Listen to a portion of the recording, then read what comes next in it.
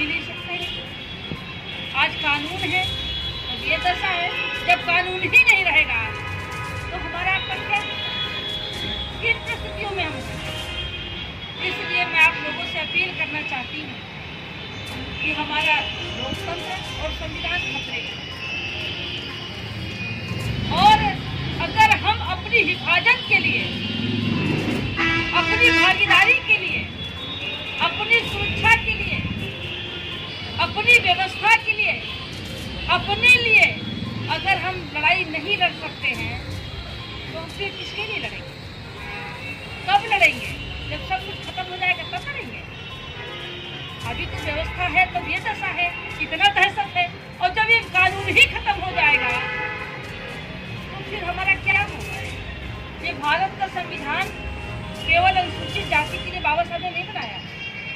ये भारत का संविधान केवल पिछड़ी जातियों के लिए नहीं बनाया। ये भारत के संविधान में भारत में रहने वाले सभी जात, धर्म, संप्रदाय और सभी महिला, पुरुष सबके लिए संविधान में कानून है। यहाँ तक कि बाबा साहब डॉक्टर भीमराव अंबेडकर जी जब भारत के संविधान को बना रहे थे, लिख रहे थे, लिखा जा रहा था, उस समय बाबा साहब डॉक्टर भीमराव अंबेडकर जी के ऊपर अत्याचार करने वाले लोगों को भी वो ध्यान में रख करके उनके लिए भी कानूनी व्यवस्था दी।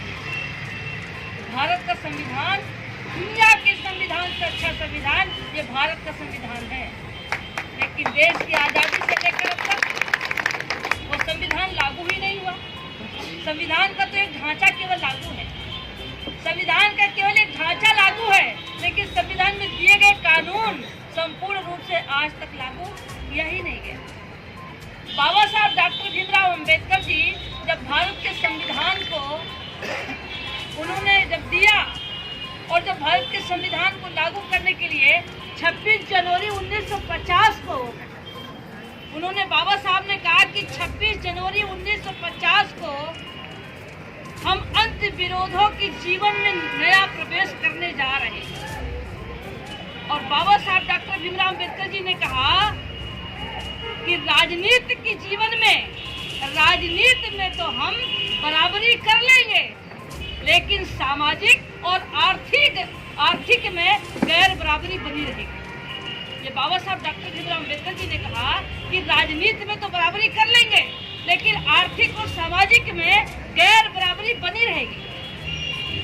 और बाबा साहब ने भी कहा कि ये कब तक हम देश में सामाजिक और आर्थिक गैर बराबरी को हम कब तक झेलते रहेंगे, हम कब तक सहते रहेंगे। इसलिए देश में भारत के संविधान के तहत जो दी गई व्यवस्था है उसको संपूर्ण रूप से लागू करिए। और अगर आप ऐसा नहीं किए, पंडित जवाहरलाल नेहरू से बाबा साहब ने कहा कि अगर आपने भारत के संविधान में दी गई व्यवस्था को संपूर्ण रूप से अगर लागू नहीं किया, और जिस दिन देश में जो गैर बराबरी से पीड़ित समाज के लोग हैं, वो किसी जात, धर्म, संप्रदाय के लोग हैं, जिस दिन वो अपने हक के लिए वो सड़कों पर निकलेंगे, उस दिन सत्ता से आपको बाहर होना पड़ेगा। ये बाबा साहब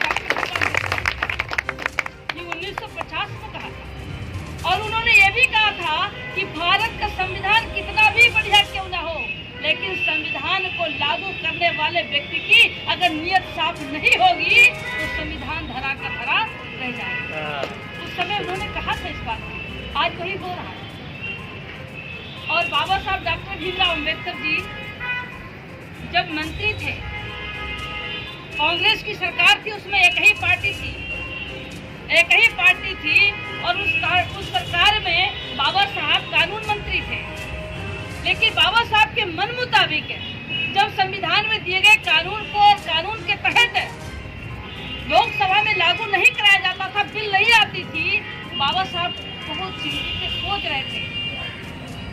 एक दिन उन्होंने पंडित जवाहरलाल नेहरू को चिट्ठी लिखा और कहा कि पंडित जवाहरलाल नेहरू जी, मैं बहुत दिनों से परेशान हूँ, मैं मंत्रिमंडल से इस्तीफा देना चाहता हूँ, लेकिन मैं इंतजार कर रहा हूँ कि केवल भारत में हिंदू कोड बिल लागू हो जाए।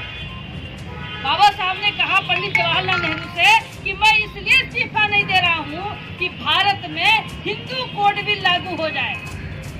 जिस दिन हिंदू कोड बिल लागू हो जाएगा उसी दिन मैं इस्तीफा दे दूंगा। इसका मैं इंतजार कर रहा हूँ। अब आप लोगों को लगता होगा कि हिंदू कोड बिल क्या है, लोगों को पता ही नहीं कि हिंदू कोड बिल क्या है।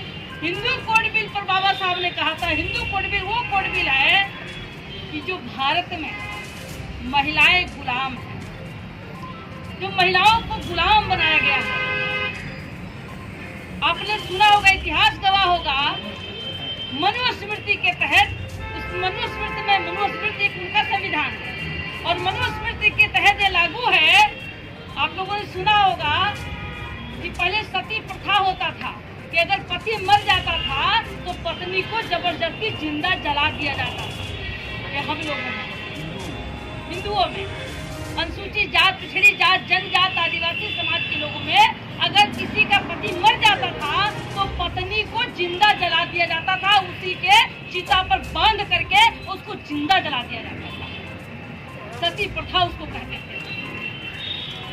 बाबा साहब ने ये भी कहा कि यदि किसी का पति जब मर जाता है और उसकी जब पत्नी, पति के मरने के बाद पत्नी की कितना दुर्दशा हो जाती है, विधवा महिला की कितनी दुर्दशा होती है।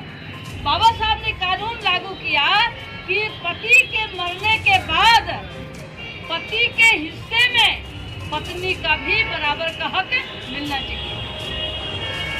लड़के के बराबर पत्नी को भी बराबर का हिस्सा मिलना चाहिए। और महिलाओं को आपने ये भी सुना होगा, इसके पहले व्यवस्था नहीं था, लेकिन भारत के संविधान में ये व्यवस्था दिया कि लड़के के बराबर लड़की का भी बराबर हक संपत्ति में मिलना चाहिए।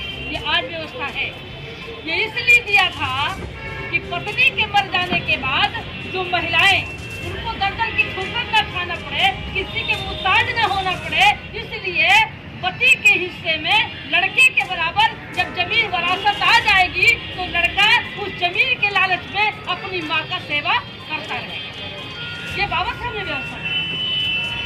और लड़की का इसलिए दिया कि अगर लड़की की शादी हो जाती है या लड़की अभी नाबालिग है तो अगर लड़की के नाम से भी जमीन आ जाती है तो उसका जीवन यापन होता है।